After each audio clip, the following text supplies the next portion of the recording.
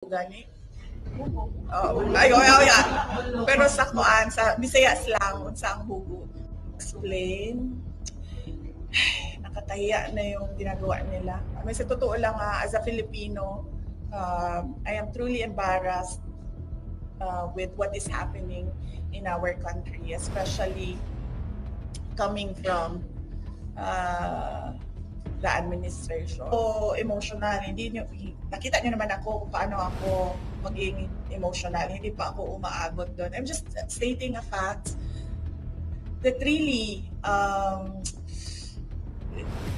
kulang-kulang yung brain cells ng mga taong nagsasalita para sa administration.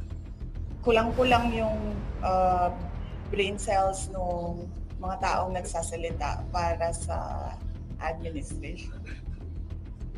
Parang diversionary tactics po lang yung statement mo na ito ang frontrunner sa 2028 election at gusto kang pabagsakin ng administration. Oh, of course not.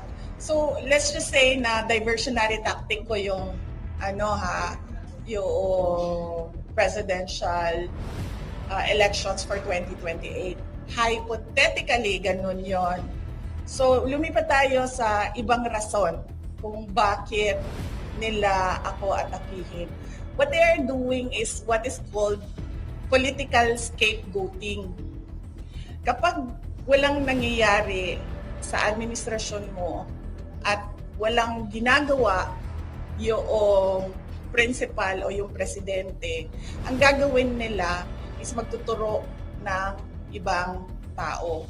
Kapag merong question sa kawalan ng ginagawa ng administrasyon, ang gagawin nila ay magtuturo sa ibang tao para nawawala yung tanong at para nagugulo ang mga tao. That is a classic political scapegoating. Example of which is noong lumabas yung tanong sa blanco sa national budget natin. Mainit na ang tanong, bakit may blanks sa national budget? We are operating on an unconstitutional budget. Anong nangyari? Nagkaroon ng extraordinary rendition kay dating Pangulong Rodrigo Duterte. Idagdag na natin doon ang personal scandal ng member ng First Family doon sa United States of America. Anong nangyari? 3 days after, merong nangyari na extraordinary rendition o pagkuha kay dating Pangulong, sapilitang pagkuha kay dating Pangulong Rodrigo Duterte dito sa ating bayan at dinala siya sa the Netherlands. Noong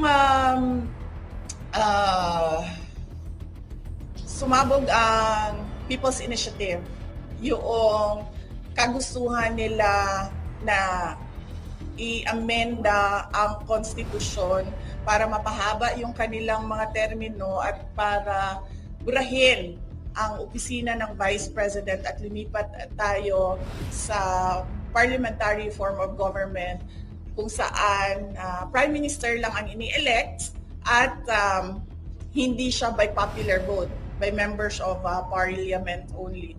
Anong ginawa nila? Nag-file sila ng impeachment dahil mainit na yung mga tao. Doon nagsimula yung we are not for sale. So that is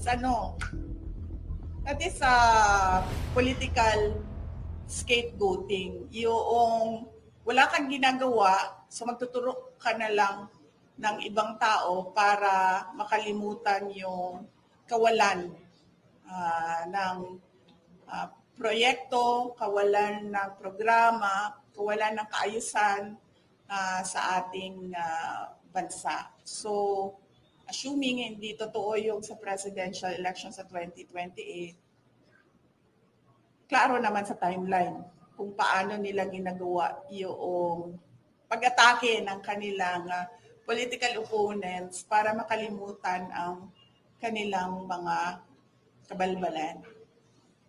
Last question na, Vicky. Sinabi ng Malacanang kung totoo daw official